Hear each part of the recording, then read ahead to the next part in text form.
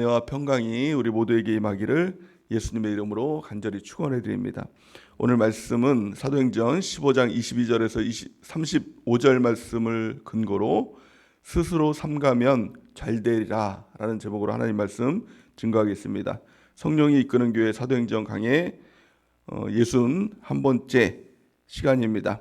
오늘 말씀의 가장 핵심 구절은 29절 말씀입니다. 우리 29절 말씀을 우리 다시 한번 읽어보겠습니다. 29절 시작. 우상의 제물과 피와 목매어 죽인 것과 음행을 멀리할지니라. 이에 스스로 삼가면 잘되리라. 평안함을 원하노라 하였더라. 아멘. 오늘 본 말씀에 보니까 우리가 신앙생활하면서 한 가지 중요한 점이 있다는 것입니다. 그것은 바로 이에 스스로 삼가면 잘되리라. 이것이 바로 하나님의 말씀입니다. 우리가 신앙생활하면서도 왜 신앙생활하면서도 잘 안 되느냐? 신앙생활하면서도 우리의 삶 가운데서도 늘 무엇인가 갈등이 있고 또 안 되는 것도 있고 또 신앙생활하고 주님께서 함께 하시면 무엇인가 잘 돼야 될 텐데 그것들이 안 되는 막히는 것들 또 넘어지는 것들 그런 일들이 있는 그 이유의 가장 핵심적인 이유가 무엇이냐? 바로 스스로 삼가지 않는 것이 있다는 것입니다. 우리가 오늘 말씀을 통해서 이 스스로 삼간다는 의미를 우리가 잘 알고 스스로 삼가는 그래서 모든 것이 우리가 잘 되는 우리 주님의 뜻대로 주님의 인도하심대로 주님의 그 영광대로 우리가 잘 되는 그 은혜가 넘치기를 바랍니다. 오늘 말씀의 배경을 보면 율법이냐 은혜냐 이 두 가지 문제를 가지고 예루살렘 교회에 모였습니다. 어떤 사람들은 율법을 통해서 구원을 받는다. 할례도 받아야 된다. 그래야 구원을 받는다라고 했고요. 또 바울과 바나바는 아니다. 율법이 아니라 오직 은혜로 구원을 받는 것이다. 오직 믿음으로 구원을 받는 것이다. 이걸 가지고 이제 논쟁이 일어나기 시작한 것입니다. 그러니까 그 어떤 것도 해결되지 않으니까 예루살렘에 모여서 이제 장로들과 또 모든 그 성도들이 모여서 그 문제를 가지고 이제 의논을 하기 시작한 것입니다. 토의를 하기 시작한 것입니다. 그래서 무엇이 옳은가? 그래서 오늘 말씀의 결론은 이 예루살렘 교회였던 담임 목사님이었던 야고보, 예수님의 동생인 야고보, 이 야고보가 그 결론을 내고 있는 것이죠. 그 내용의 결론이 무엇입니까? 누구의 손을 들어줬습니까? 바로 바울과 바나바의 손을 들어줬죠. 오직 은혜로 구원을 받는 것이다. 오직 믿음으로 구원을 받는 것이다 라는 것입니다. 성경을 보더라도 우리가 율법을 통해서 행위를 통해서 구원을 받는 것이 아니다. 내 노력으로 내가 열심히 신앙생활하고 열심히 예수님을 믿어서 구원받는 것이 아니라 오직 주의 은혜로 구원을 받는 것이다. 은혜의 또 이 구원의 원인은 나에게 있는 것이 아니라는 겁니다. 내가 무엇인가를 해서 구원을 받는 것이 아니라 그 구원의 원인은 예수님께 있다. 하나님께 있다. 그래서 그것이 바로 은혜다라는 것입니다. 성경은 이렇게 말씀하죠. 에베소 2장 8절 우리 같이 한번 읽어보겠습니다. 시작.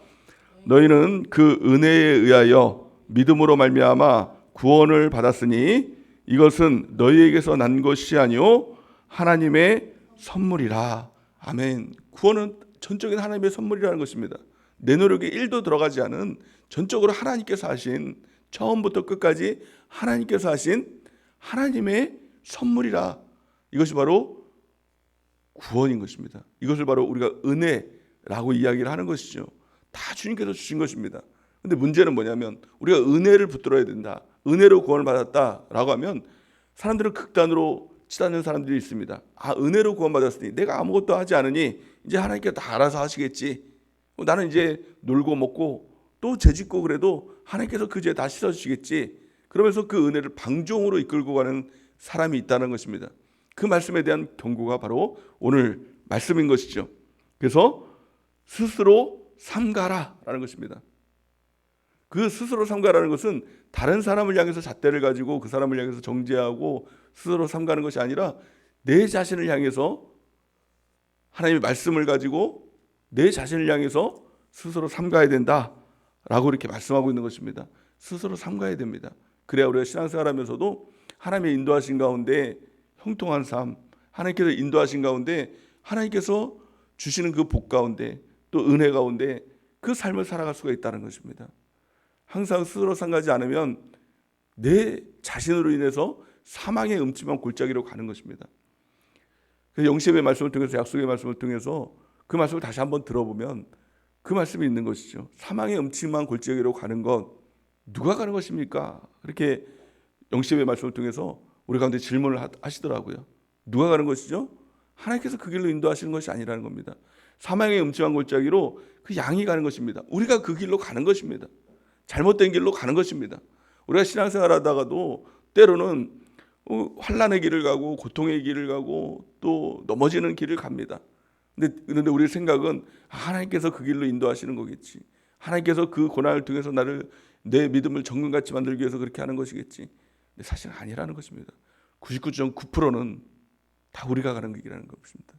아주 특별한 경우에 뭐 바울과 같이 그 복음을 전거하다가 환난을 당하고 고난을 당하고 뭐 그런 특별한 경우도 있겠죠. 그게 바로 1%가 되겠죠. 하지만 그런 경우가 아니라면 우리의 모든 신앙생활하면서 당하는 고난들, 또 환난들, 또 어려움들, 사실 그 내 자신으로 인한 문제라는 것입니다. 스스로 삼가지 않으면 잘 안 되는 것입니다. 그래서 오늘 말씀처럼 스스로 삼가면 잘 되리라. 그래서 스스로 삼가는 것입니다. 하나님의 은혜 가운데 우리가 스스로 삼가는 것입니다. 그 스스로 삼가는 것이 무엇입니까? 오늘 말씀을 통해서 네 가지를 금하라 이렇게 얘기를 합니다. 그래서 이 야고보는 이 바나바와 바울 그 은혜 입장에 손을 들어줬지만 또 다른 사람들이 말하는 율법을 통해서 구원을 받는다. 이것은 아주 무지한 것이 아닙니다. 이걸 통해서 율법이 왜 필요하느냐? 하나님의 말씀이 왜 필요하느냐? 이것을 완전히 버리는 것이 아니라는 것입니다. 이걸 통해서 우리 자신을 들여다보는 것입니다. 그리고 이것을 통해서 스스로 삼가는 것입니다. 그래서 오늘 말씀해 보니까 네 가지를 말씀하고 있죠. 우상의 제물과 음행과 피와 목매어 죽인 것을 금하라 이렇게 얘기합니다. 한마디로 말하면 우상을 금하라는 겁니다. 스스로 삼가한다는 것이 무엇입니까? 우리 안에 있는 우상을 금하라는 겁니다. 우상이 무엇이죠? 우상은 내 자신을 위하여 무엇인가를 만드는 것이 우상이죠. 그래서 우상의 그 앞을 보면, 성경에 보니까 우상의 그 앞에 보면 너 자신을 위하여예요. 그러니까 하나님을 위하여가 아니라, 이웃을 위하여가 아니라 나를 위하여. 우상을 세우는 이유는 다 나를 위하여요. 그러니까 어떤 형상뿐만이 아니라 우리 안에 있는 우상들이 있다는 것입니다. 돈도 주님을 위하여 사용하고 이웃을 위하여 사용하고, 그렇게 하면 그게 우상이 아닌 것이죠. 하나님께 나에게 주신 축복의 도구가 되는 것이죠. 근데 돈을 나만을 위해서 쌓아두고 또 나만을 위해서 쓴다면 그게 우상이 되는 것입니다. 시간도 마찬가지입니다. 하나님께서 우리 가운데 시간을 주셔서 그 시간을 통해서 예배하고 기도하고 하나님께 영광을 돌리는 귀한 도구로 우리 가운데 시간이라는 귀한 선물을 주셨습니다. 또 시간을 통해서 또 남을 구제하고 또 도와주고 함께하는, 우리 교회 공동체 안에서 함께하는 그 시간을 주셨습니다. 근데 시간이 나만을 위해서 씁니다. 나만을 위해서 그 시간을 쓰고, 자기 개발을 위해서만 시간을 쓰고, 내가 노는데 시간 쓰고, 내가 즐기는데 쾌락을 해가는데 시간을 쓰고, 나만을 위해서 시간을 사용한다면 시간도 우상이 될 수 있다는 겁니다. 자녀도 우상이 될 수가 있는 것이죠. 또 남편이 우상이 될 수도 있는 것이고, 아내가 우상이 될 수도 있는 것이고, 그 핵심은 나를 위하여, 자기만을 위해서 사용하면 그것이 다 우상이 될 수가 있다는 것입니다. 그래서 성경은 이렇게 말씀합니다. 고린도전서 10장 23절 우리 같이 한번 읽어보겠습니다. 시작. 모든 것이 가하나 모든 것이 유익한 것은 아니요, 모든 것이 가하나 모든 것이 덕을 세우는 것이 아니니. 아멘. 그래서 모든 것이 가합니다. 하나님께서 우리 가운데 주신 것 다 하나님의 축복입니다. 시간도 축복이죠. 또 물질도 축복이죠. 자녀도 축복이죠. 남편도 축복이죠. 아내도 축복이죠. 우리 주변에 있는 사람들도 축복이죠. 모든 것이 다 하나님께서 나에게 주신 것, 가한 것, 감사한 것입니다.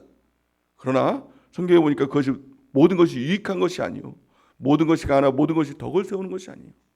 가장 중요한 것은 덕을 세우기 위해 모든 것을 사용하는 것입니다. 물질도 덕을 세우기 위해, 시간도 덕을 세우기 위해, 남편도 자녀도 모두 덕을 세우기 위해 그것들을 사용하고 그것들을 함께 한다면 그것이 하나님께서 주신 놀라운 축복의 선물이 되는 것입니다. 하지만 그것이 덕이 아니라 나의 욕심을 위해서 사용하고 내 마음과 육체가 원하는 대로 사용한다면 그 모든 것은 다 마귀가 주는 진노의 자녀의 삶이다 라고 성경은 말씀하고 있는 것이죠. 에베소 2장 3절 말씀을 같이 한번 읽어보겠습니다. 에베소 2장 3절 시작. 전에는 우리도 다 그 가운데서 우리 육체의 욕심을 따라 지내며 육체와 마음에 원하는 것을 하여 다른 이들과 같이 본질상 진노의 자녀였더니. 아멘. 마음과 육체가 원하는 대로만 모든 걸 사용한다면 그게 바로 마귀의 자녀다 라는 것입니다. 마음과 육체가 원하는 대로 사는 것이 아니라 하나님의 원하심이 무엇인가, 말씀이 무엇인가, 성령의 인도하심이 무엇인가, 교회 공동체를 통해서 하나님께서 나를 이끌어 가시는 그 뜻이 무엇인가, 그것들을 바라보면서 그 뜻대로 살아가는 것, 이것이 바로 스스로 삼가는 것이다 라는 것을 우리는 깨달아야 된다는 것입니다. 하나님께서 우리 가운데 주신 가장 귀한 축복이 있다면 바로 예배일 것입니다. 예배가 가장 큰 축복이죠. 동의하십니까? 아멘 아니십니까? 하나님과 교통할 수 있는, 하나님과의 그 사랑의 교제 가운데 있을 수 있는 이 예배가 가장 큰 축복이죠. 다른 모든 것보다 예배가 없다면 우리의 삶은 절망일 것입니다. 주일날 주셨던 그 마리아가 향유 확 깨뜨려서 예수님의 머리에 붓고 발에 붓고 그 자신의 머리로 그것을 닦는 그 모습이 무엇이에요? 그 바로 그것이 예배죠. 예배는 예수님이 나의 전부이십니다. 예수님이 나의 사랑이십니다. 이 고백으로 드려지는 것이 바로 예배인 것입니다. 오늘 이 새벽 예배를 드리면서도 여러분들은 많은 것을 포기했죠. 가장 중요한 것, 제가 제일 중요하게 여기는 것, 잠. 이걸 포기하고 우리가 나온 것 아닙니까? 잠을 포기했습니다. 시간도 포기했죠. 어떤 사람은 새벽에 일찍 일어나서 운동도 하고 또 새벽에 일찍 일어나서 뭐 자기 개발도 하고 공부도 할 수 있는 이 시간에 이거 깨뜨려서 하나님 앞에 드리는 것 아닙니까? 잠이라는 거 깨뜨려서 우리의 몸도 깨뜨리고 우리의 시간도 깨뜨려서 주님 앞에 드리는 것, 이것이 바로 이 예배의 시간 아닙니까? 너무 귀한 이 시간인 것입니다. 그런데 예배가 율법이 된다면 어떻습니까? 어떤 사람들이 이렇게 질문하는 사람이 있습니다. 주일 예배 빠지면 지옥 가나요? 수요 예배, 금요 예배 꼭 드려야 되는 건가요? 11조 안 드리면 그게 죄인가요? 주정헌금 그거 한 번 안 드리면 그게 아주 큰 죄인가요? 감사헌금 꼭 드려야 되는 건가요? 이렇게 질문하는 게 뭘까요? 이게 바로 율법주의죠. 예배 안 드리면 지옥 갈까 봐, 11조 안 하면 그게 죄가 될까 봐, 뭐 주일 성수 빠지면 하나님이 크게 진노해서 다리 부러질까 봐, 뭐 내 자녀 어떻게 될까 봐, 저주 받을까 봐, 이렇게 신앙생활하는 것이, 이것이 바로 율법주의입니다. 율법주의는 사실 신앙이라고 볼 수 없는 것이죠. 헛된 신앙입니다. 여러분들 신앙생활하는 이유가 뭡니까? 교회 나와서 예배드리는 이유가 뭡니까? 오늘 이 새벽 예배 나온 이유가 무엇입니까? 우리 가장 큰 이유는요, 바로 사랑입니다. 주님 사랑해서. 어떤 사람은 또 이렇게 질문하는 분이 있습니다. 술, 담배 하면 지옥 가나요? 그게 죄가 되나요? 이 질문 자체가 사실 잘못된 것입니다. 이 질문 자체가 사실 너무 유치한 것입니다. 아이의 질문인 것입니다. 술, 담배 하면 지옥 가나요? 이 질문이 아니라 이것이 덕이 되나요? 이것이죠. 신앙의 성숙이라는 것이 무엇입니까? 죄냐 아니냐 이 문제에서 벗어나 이게 덕이 되냐 덕이 안 되냐 이 문제로 나가는 것이죠. 한 걸음 더 나가는 것이죠. 우리가 이 예배 드리면 예배 드려야 천국 가나요? 또 예배 안 드리면 지옥 가나요? 또 11조 해야 천국 가나요? 11조 안 하면 이것이 죄가 되나요? 이 문제에서 벗어나 이것이 내가 주님께 드리는 최고의 사랑인가? 헌신인가? 이것이 주님께서 기뻐하시는 일인가?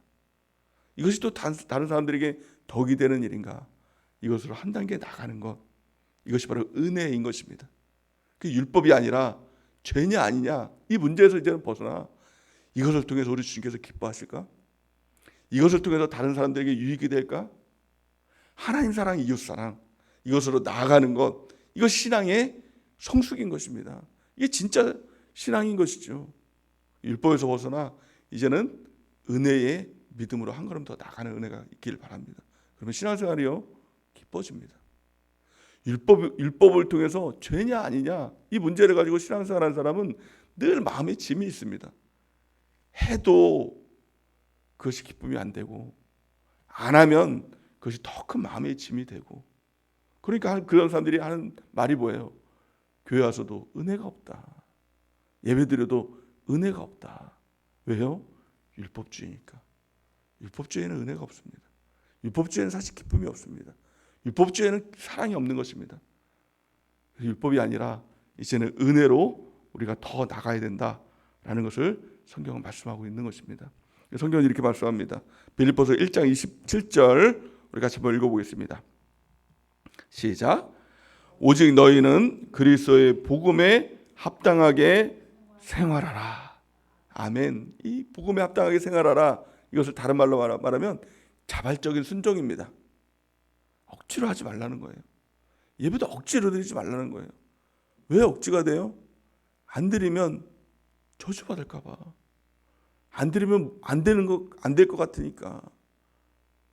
지옥 갈 것 같으니까. 이렇게 신앙생활 하지 말라는 겁니다. 죄냐 아니냐 여기서 이제 벗어나야 됩니다. 예배 드리면 그것이, 예배 안 드리면 그것이 죄가 되냐? 그게 죄가 아니냐? 그걸 떠나는 것입니다. 이제는 주님 바라보는 겁니다. 주님께서 가장 기뻐하시는 것이 무엇일까? 그래서 예배 드리는 것이죠. 새벽 예배 나온 여러분 이유가 무엇입니까? 주님을 기뻐하기 위해서, 주님을 만나기 위해서, 주님을 영광 돌리기 위해서, 내가 복받기 위해서가 아니라 주님께 영광 돌리고 찬양하고 말씀 듣고 주님의 뜻대로 살기 위해서 우리가 예배에 나오는 것이죠. 헌금하는 이유가 뭐예요? 11조 하는 이유가 뭐예요? 11조 안 하면 이게 죄가 되니까, 이게 아니라 하나님께서 주신 것 하나님께 드리는, 하나님의 뜻대로 사는 내가 되길 원합니다. 주님 영광 받아 주옵소서. 하나님께 물질 드리는 이유가 무엇입니까? 물질 받으면 내가 30배, 60배, 100배 더 받을까 봐, 더 받을 수 있으니까. 이런 게 아니라 오직 주님 영광 받으소서. 내가 주님께 드릴 것 이거밖에 없습니다 라고 주님 앞에 드리는 것, 이것이 바로 복음에 합당한 생활을 하는 것이고 자발적인 순종인 것입니다. 이게 진짜 마음이 바뀐 신앙인이 되는 것입니다. 어떻게 우리가 이런 삶을 살아갈 수 있을까요? 우리가 붙들 것은 바로 은혜만 붙들면 됩니다. 하나님께서 나에게 그런 은혜를 주셨거든요. 십자가를 통해서 주신 그 은혜가 뭐예요? 예수님께서 십자가를 지셔서, 왜 십자가를 지셨습니까? 십자가를 안 지면 그게 죄가 됩니까? 이게 아니죠. 우리 가운데 주시기 위해서, 그 사랑 주시기 위해서. 그 사랑을 주면, 우리 죄를 용서하면 우리를 통해서 뭔가 더 받을 게 있으니까 예수님께서 그 사랑을 주셨나요? 아니죠. 값없이 주시는 그 사랑, 그것이 바로 은혜라고 얘기를 하죠. 우리가 주님 앞에 드리는 것 또한 은혜이지요. 은혜에 대한 보답. 그 은혜를 받았으니 주님 앞에 은혜로 나의 모든 것을 드립니다. 값없이 받았으니 값없이 주님 앞에 드립니다. 이것이 바로 은혜입니다. 그래서 은혜의 수단을 통해서 우리는 그 은혜에 보답할 수 있고 또 은혜를 깨달을 수 있는 것이죠. 그래서 하나님께서 주신 가장 큰 은혜의 수단, 첫 번째 성령 하나님입니다. 성령 하나님이 아니면 이것이 깨달아지지 않습니다. 성령 하나님이 우리 가운데 계시지 않으면 우리의 신앙은 늘 율법주의일 수밖에 없습니다. 그래서 이것 하면 복받나? 이거 안 하면 저주받나? 이 생각 가운데 있는 이유가 뭐예요? 은혜를 상실했기 때문에, 성령을 잃어버렸기 때문에. 성경은 이렇게 말씀합니다. 오늘 28절 말씀 보니까 이렇게 말씀하고 있죠. 우리 같이 한번 읽어보겠습니다. 시작. 성령과 우리는 이 요긴한 것들 외에는 아무 짐도 너희에게 치우지 아니하는 것이 옳은 줄 알았노니. 아멘. 이 사도들은 성령 하나님이 단지 관념이 아니었습니다. 다시 생각 안에 있는 것이 아니라 실제였다는 겁니다. 성령과 우리가 동역하는, 함께하는 그 삶을 살았다는 것입니다. 성령 하나님은 내 생각 가운데 머무는 분이 아닙니다. 나의 관념 가운데 머무는 분이 아닙니다. 어디 계시겠지, 이 막연한 분이 아니라 실제적인 분이라는 겁니다. 우리 안에 계시고 우리를 인도하시고 우리와 동역하시는 성령 하나님, 그 하나님과 동역하는 은혜가 있길 바랍니다. 여러분들 교회 안에서 사역하시죠. 또 주님의 일을 하시죠. 그럴 때 여러분들 혼자 하십니까? 아니면 성령님과 동역하십니까? 늘 성령님께 의지하고 성령님께 묻고 그 주님의 능력을 의지해서 그 사역을 감당하십니까? 아니면 나 혼자 하는 사역을 하고 있습니까? 성령 하나님은 우리와 함께 하십니다. 근데 성령님과 함께하는 그 방법은 성령님을 인정하고 모셔드리면 그 성령 하나님께서 일하십니다. 근데 성령 하나님께서 일하지 않는 방법이 뭘까요? 성령을 무시하면 성령 하나님은 일하지 않아요. 우리가 함께 계시긴 하지만 성령님은 관여하지 않습니다. 성령님을 인정하고 모셔드리고 또 주님과 함께하는 그 사역을 감당하는 은혜가 있길 바랍니다. 우리 전도도 마찬가지죠. 오직 성령이 우리 가운데 임하시면 우리 가운데 권능이 임하고 또 예루살렘과 온 유대와 사마리아와 땅끝까지 이르러 증인이 되는 삶을 살아가게 된다라고 성경은 말씀하고 있는 것이죠. 우리 사도행전 1장 8절 같이 한번 읽어보겠습니다. 시작. 오직 성령이 너희에게 임하시면 너희가 권능을 받고 예루살렘과 온 유대와 사마리아와 땅끝까지 이르러 내 증인이 되리라 하시니라. 아멘. 성령이 우리 가운데 임하시면 되는 것입니다. 증인이 되는 것입니다. 전도자가 되는 것입니다. 주님의 일꾼이 되는 것입니다. 주님의 뜻대로 사는 삶이 되는 것입니다. 그 성령 하나님과 동역하는 삶을 살아가는 은혜가 있길 바랍니다. 누구라도 성령을 구하면 하늘아버지께서 그 좋은 것 성령을 주시지 않겠느냐라고 약속하셨습니다. 오늘 이 새벽 예배를 통해서 성령 하나님을 구하는 은혜가 있길 바랍니다. 성령 하나님을 인정합니다. 나 혼자서는 안 됩니다. 나 혼자서는 넘어질 수밖에 없고 나 혼자서는 늘 율법주의 안에 갇혀갈 수밖에 없는 우리의 연약함을 주님 앞에 고백하고 성령 하나님 도와달라고 함께 해달라고 인도해달라고 구하며 주님과 동행하는 그 은혜가 있기를 예수님의 이름으로 간절히 축원해 드립니다. 두 번째 우리가 붙들어야 될 것은 하나님의 말씀이죠. 하나님의 말씀을 우리 가운데 그 캐논이라고 말하고 있습니다. 잣대라는 것입니다. 그래서 그 말씀이 우리 가운데 임할 때 그 말씀을 통해서 우리가 삼가하는 삶을 살아갈 수 있는 것이죠. 성령과 말씀은 떨어질 수 없는 것입니다. 우리가 말씀대로 살아갈 수 있는 방법 또한 성령님께서 우리 가운데 함께 하실 때 말씀대로 살아갈 수 있는 것이죠. 성경은 이렇게 말씀합니다. 요한복음 14장 15절에서 17절 우리 같이 한번 읽어보겠습니다. 시작. 너희가 나를 사랑하면 나의 계명을 지키라. 내가 아버지께 구하겠으니 그가 또 다른 보혜사를 너희에게 주사 영원토록 너희와 함께 있게 하리니 그는 진리의 영이라. 세상은 능히 그를 받지 못하나니 이는 그를 보지도 못하고 알지도 못함이라. 그러나 너희는 그를 아나니 그는 너희와 함께 거하시며 또 너희 속에 계시겠습니다. 아멘. 우리가 예수님을 믿으면 또 은혜를 붙들면 하나님의 계명을 안 지켜도 되는 것이 아니라 예수님은 분명히 말씀하시죠. 너희가 나를 사랑하면 나의 계명을 지키라 라는 겁니다. 근데 계명을 지키는 이유가 뭐예요? 죄냐 아니냐 이게 아니라 하나님의 사랑이에요. 하나님의 사랑이 뭐예요? 우리가 그 하나님의 말씀 계명을 지키는 겁니다. 계명을 지킨다고 해서 그게 다 옳으냐? 아니에요. 율법적으로 지키면 그것은 잘못된 겁니다. 우리가 그 계명 안 지키면 저주받을까 봐 그 계명 지킨다라고 하면 그건 잘못된 겁니다. 하지만 그 계명은 지켜야 됩니다. 왜요? 그게 사랑이니까.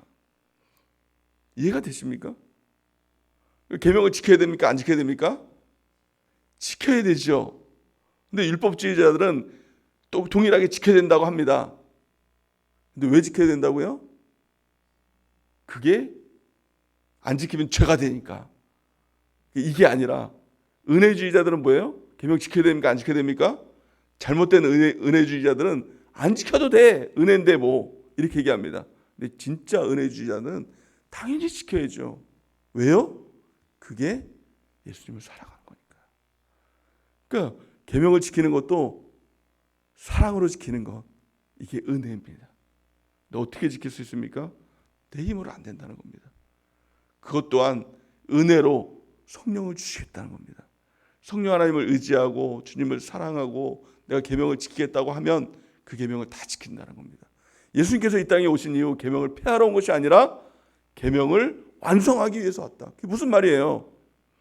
왜 계명을 폐하러 왔다라고 그런 말을 하십니까? 율법주의자들이 자꾸 그렇게 얘기를 하니까. 근데 계명을 폐하러 온 것이 아니라 완성하기 위해서 왔다. 무엇을 통해서? 사랑을 통해서. 무엇을 통해서? 성령을 통해서. 우리가 주님의 사랑을 붙들고 성령을 의지함을 통해서 하나님 말씀대로 살아가는 우리 모두가 되는 은혜가 넘치길 바랍니다. 그러면 말씀대로 다 살아갈 수 있습니다. 율법주의자들이 주장했던 그 율법을 가지고 말씀을 지키려고 하면 항상 넘어질 수밖에 없습니다. 죄인 줄 아는데 죄를 지을 수밖에 없다는 겁니다. 그런데 하나님의 은혜를 붙들고 그 사랑을 붙들고 하나님의 말씀을 지키면 그 말씀 못 지킬 사람이 없다. 왜냐하면 내가 하는 것이 아니라 내 안에 계신 성령님께서 하는 것이기 때문에 우리가 그 사랑을 붙들고 은혜를 붙들고 성령 하나님의 의지함을 통해서 이제는 죄 안 짓는 삶, 말씀대로 살아가는 삶, 그 삶을 살아가는 은혜가 있길 바랍니다.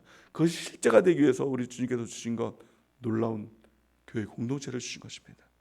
교회 공동체를 통해서 우리의 죄를 발견하고 또 서로가 서로를 위해서 기도하고 성령 하나님께서 함께 하신 그 공동체를 통해서 우리가 그 죄를 이겨나가고 성숙되고 완성되는 것입니다. 교회는 훈련의 장입니다. 무슨 훈련을 하죠? 말씀 훈련을 하는 것이죠. 또 무슨 훈련을 합니까? 마음 훈련을 하는 것이죠. 또 전도 훈련을 하는 것이죠. 그 훈련을 통해서 날마다 자라나서 예수 그리스도의 장성한 분량까지 자라나고 또 우리 주님께서 우리를 기억하시는 잘했다 충성된 종아라고 기억되는 영원한 우리 기념책에 기억되는 우리 모두가 되는 은혜가 있길 바랍니다. 그래서 핵심은 뭡니까? 사랑의 핵심입니다. 핵심이 뭡니까? 은혜가 핵심입니다. 그러면 주님의 뜻대로 살아갈 수 있는 것입니다. 이제는 죄냐 아니냐 이 율법주의에서 벗어나서 이제는 이것이 주님을 사랑하는 것인가, 이것이 다른 사람에게 덕이 되는 것인가, 이것들을 바라보며 우리가 은혜로 살아가는 우리 모두가 되는 은혜가 넘치기를 예수님의 이름으로 간절히 축원해 드립니다. 이제 우리 하나